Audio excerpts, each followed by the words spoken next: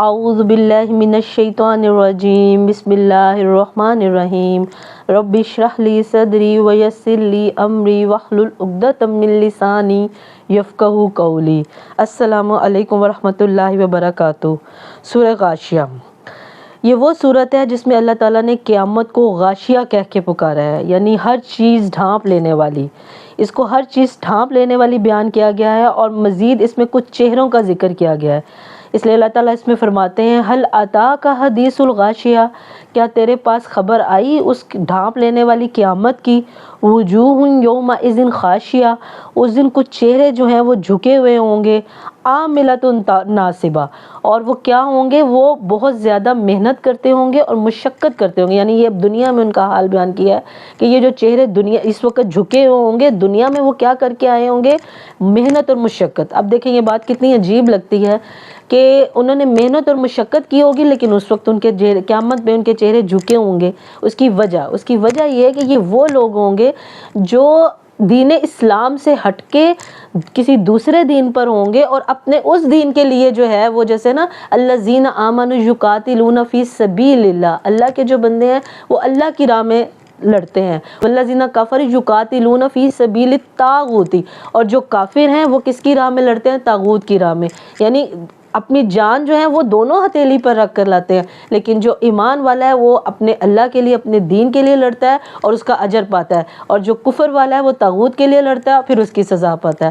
تو سیم اسی طرح یہاں پہ بیان کیا جا رہا ہے کہ چہرے جھکے ہوئے ہوں گے، لیکن دنیا میں وہ کیا کر کے آئے ہوں گے؟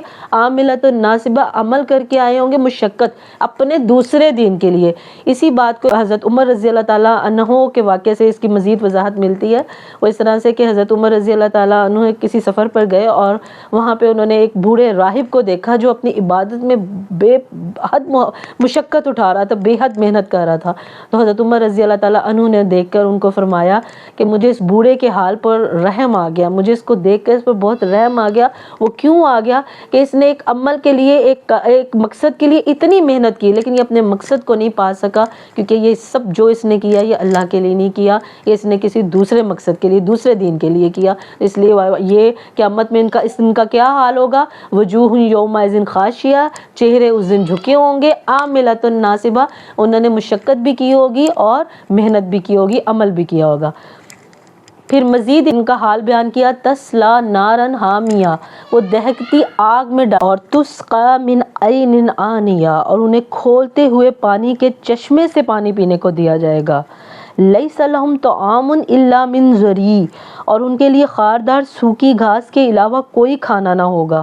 لا یسمن ولا یغنی من جوع، اور وہ جو نہ موٹا کرے نہ بھوک کو دور کرے۔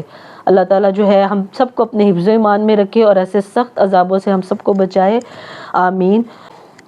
اب دوسرے اپوزٹ، اس کے اپوزٹ یہاں پہ ہے وجوہ یومئذ خاشیہ، جھکے ہوئے چہروں کی بات کی۔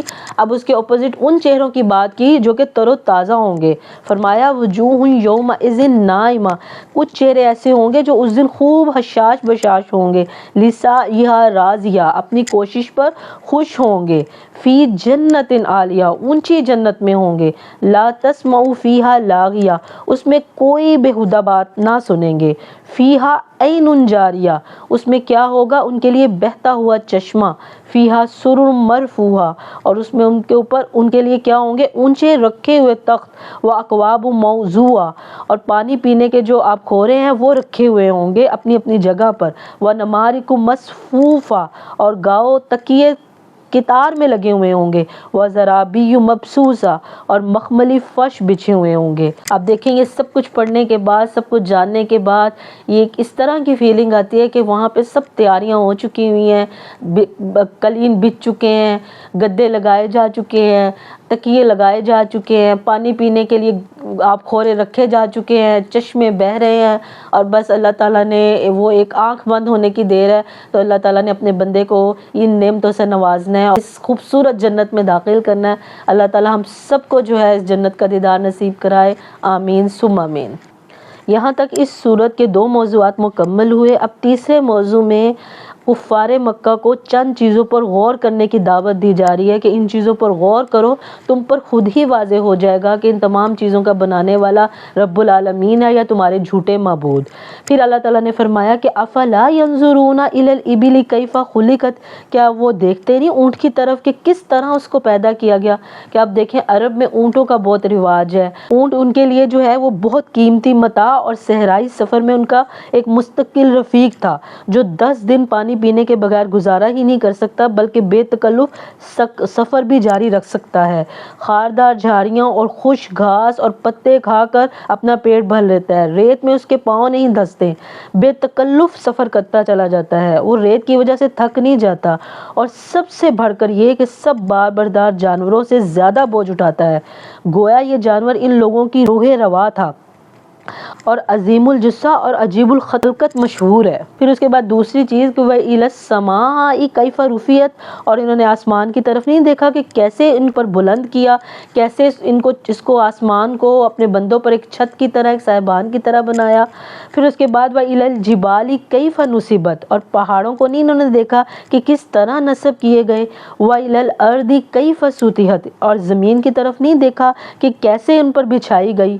فَذَكِّرْ، پس آپ ان کو نصیحت کریں، انما انت مذکر، یعنی اب ان لوگوں کو غور و فکر کروانے کے بعد آپ صلی اللہ علیہ وسلم سے خطاب کیا گیا کہ ان لوگوں کو جتنا مرضی سمجھا لیا جائے، اگر ان کو سمجھ نہیں آتی تو آپ اپنا کام کریں، آپ نصیحت نہیں چھوڑیں، آپ نصیحت کرتے جائیں، کیونکہ آپ کا کام صرف نصیحت کرنا ہے۔ لست علیہم بمسیطر، آپ ان پر دروغہ نہیں ہے، آپ پر ان کا محاسب نہیں ہے کہ آپ سے ان کا حساب لیا جائے گا، ان کا بھی آپ سے آپ کا حساب لیا جائے گا اور ان سے ان کا حساب لیا جائے گا۔ الا من تولا وکفر، البتہ جو شخص منہ موڑے گا اور کفر کرے گا، فیعذبہ اللہ العذاب الاکبر، تو اللہ تعالیٰ اسے بہت بڑی سزا دے گا۔ پھر آخر میں فرمایا ان الینا ایابہم، بے شک ان کو ہماری ہی طرف لوٹنا ہے، ثم ان علینا حسابہم، پھر بے شک ہم پر ہی ہے ان کا حساب لینا۔ یعنی آپ صلی اللہ علیہ وسلم کو تسلی دی جا رہی ہے کہ آپ اپنا کام کرتے جائیں، کیونکہ آپ صلی اللہ علیہ وسلم ان لوگوں کی وجہ سے حد درجہ پریشان رہتے تھے، بہت زیادہ جو ہے آپ اس بات کی ٹینشن لیتے تھے کہ یہ لوگ اسلام قبول کیوں نہیں کرتے، یہ لوگ ہدایت قبول کیوں نہیں کرتے۔ آپ صلی اللہ علیہ وسلم ان کے اس رویے کی بہت زیادہ ٹینشن لیتے تھے، بہت زیادہ پریشان ہوتے تھے۔ بہت سی آیات میں قرآن میں آپ صلی اللہ علیہ وسلم کو سمجھایا گیا، آپ صلی اللہ علیہ وسلم کو تسلیاں دی گئی، لعلک باخع نفسک الا یکونوا مؤمنین، کہ آپ اپنی جان کو کھو دیں گے ان کے پیچھے کہ یہ لوگ ایمان کیوں نہیں لیتے۔ ولا تحزن علیہم ولا تکن فی ضیق مما یمکرون، نہ آپ غمگین ہو، نہ آپ دل تنگ ہو ان چالوں سے۔ پھر فرمایا فلا یحزنک قولہم، ان کی باتیں آپ کو غمگین نہ کریں۔ تو اس طرح مختلف آیات میں مختلف طرح سے آپ صلی اللہ علیہ وسلم کو جو ہے وہ سمجھایا گیا، آپ صلی اللہ علیہ وسلم کو تسلیاں دی گئی کہ آپ نے ان کے لیے پریشان نہیں ہونا، کیونکہ آپ سے ان کا حساب نہیں لیا جائے گا، ان کا حساب ان سے لیا جائے گا۔ آپ سے آپ کے کام کے بارے میں پوچھا جائے گا کہ آپ نے نصیحت کی تھی یا نہیں کی تھی، اور وہ آپ اس کو جاری رکھیں۔ اس لیے فرمایا فذکر انما انت مذکر، آپ صرف نصیحت کرنے والے ہیں۔ آج سورہ غاشیہ کے اختتام کے ساتھ ہمارا پارہ جو ہے وہ ماشاءاللہ سے 30واں پارہ جو ہے وہ نصف تک جو ہے وہ پہنچ گیا، اور انشاءاللہ اگلی ویڈیو میں ہم سورہ فجر کے ساتھ آپ کی خدمت میں حاضر ہوں گے۔ اللہ حافظ۔